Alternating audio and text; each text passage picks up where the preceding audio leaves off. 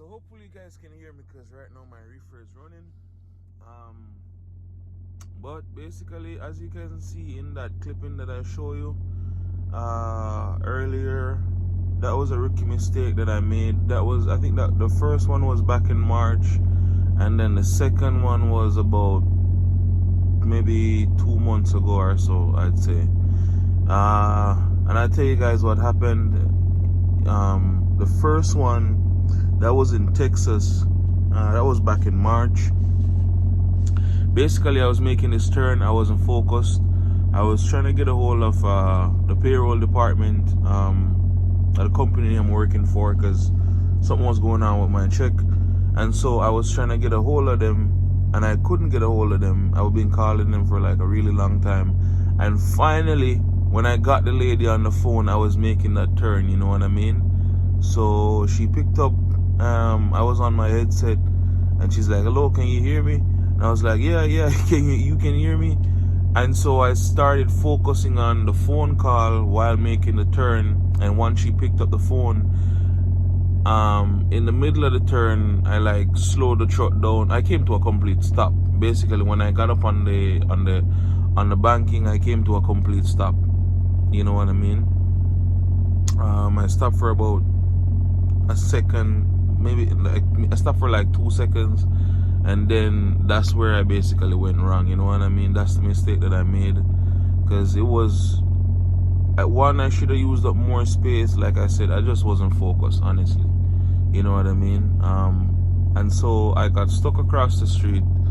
I ended up being there for about 2 hours, 2.5 hours, before I could get a tow truck to come get me out. The reason why I'm being so transparent about this whole owner-operator thing is because a lot of things come up. You know what I mean? It's not even only maintenance of the truck, but it just goes to show what can happen out there at any time, and then you have to have money to basically get you out of the situation. You know what I mean? I ended up being stuck there for like 2.5 hours. The cops came. Then I had to get a tow truck to get me out. It only took the tow truck guy maybe like 10 minutes to get it out tops, you know what I mean? 10 minutes to get it out, and then I had to pay, I think it was $600 for them to hook it up, you know what I mean? So that's a part of being on board, the owner operator too. Like, you have to have your bread saved up, or you know what I mean, you just can't spend it all, or whatever the case is. The second time, that was another rookie mistake of mine. I was gonna pick this trailer up at Freightliner from this other driver for the company that I'm working at. This was before I purchased my trailer. You know what I mean? So I was rushing over there because the load that he had in the trailer was already late and blah blah blah. So long story short, I got to the Freightliner dealership. I ended up missing the entrance, and there wasn't any way for me to spin around. So I followed my navigation, you know, that you're not supposed to trust.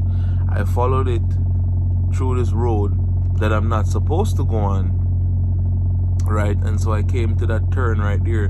Now, I could have made the turn, you know what I mean? Coulda, shoulda, woulda, whatever it is. I could have made the turn, but I didn't take the turn properly. And then I tried to use up as much space that I could while doing that. And so I had to go over in the opposite lane of the traffic that was coming down. And then there was this really impatient guy, right? So I went over on his side, and he decides that he has to pass. You know what I mean? So he kept driving down on my truck, driving down while I'm trying to make the turn. I had no other option but to stop the truck and reverse the truck so he could pass. You know what I mean? While reversing the truck, I'm not realizing that the truck was going over into the ditch. And so the truck went over into the ditch, went down on the fuel tank, and I got stuck there. Luckily, this one didn't take that long. When I called the tow truck guy, they were pretty close and they were pretty fast. They got me out of there within the space of like, they they got there in about 15 minutes, but it took them a while to actually get the truck out. And it wasn't a one tow truck job, it was 2 trucks. It required 2 trucks because the truck was literally gonna flip over on the side, you know what I mean? And that's why I say it's important for you to have money while you're doing this, bro, because if you don't have any money and something like that happens, then that's where I don't know how you deal with it. But that's why it's important for you to, you know, to have bread, you know what I mean? That ended up costing me $1,700, you know what I mean? That ended up costing me $1,700 just to get the truck out of that situation and what I was going through that day. You know, it's my fault because one, I shouldn't been on that road in the first place, you know what I mean? And I should have used up more, try to use up more space than I shouldn't have been making that turn. There's no excuses for it, you know what I mean? It's just one of those things. But that's basically the bigger point of what I'm trying to say is that you gotta save out here, you know what I mean? You gotta save your money, because not only the truck can break, or not only stuff will happen that you literally have to come out of pocket for, you know what I mean? Because if I didn't have the money that time, where would I get the money? How would I move my truck, or what would have happened? You know what I'm saying? So that's a part of being on the owner operator side too. Like, there's a lot of ups and there's downsides to doing it, because all the costs that are associated with it. And luckily, I didn't damage I mean, there's a little bit of damage, like scratches to the fairing or whatever the case is, but that's like minor because the truck was sitting on top of the fuel tank, you know what I mean?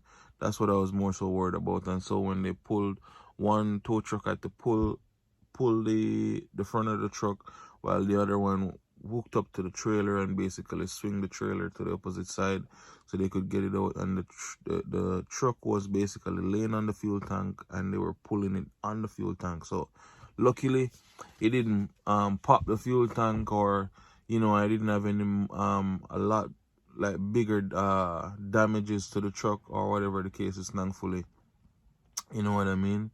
But that's why I said, you know, it's important for you to have your money saved up when you're doing this whole owner operator thing, you know what I mean? So that's 2 rookie mistakes that I basically made in trucking. I'm being transparent about it because a lot of people want to come on this side. Some people lose, you know, some people just focus on making the bread, or how you're gonna get paid this amount and how you can do this and do that. But you know, you gotta think about it, and you gotta approach it in a different way. So that's just my advice. Learn from my mistakes, you know what I mean? Focus on whatever you're doing when you're driving and all that. Plenty more videos coming out. Like I said, I'm gonna drop my email down in the description so you guys can reach out to me, and my Instagram so you guys can follow me and keep up to date with what's going on. Thank you guys again for watching. Please like the video, share the video, and I'll see you guys in the next one.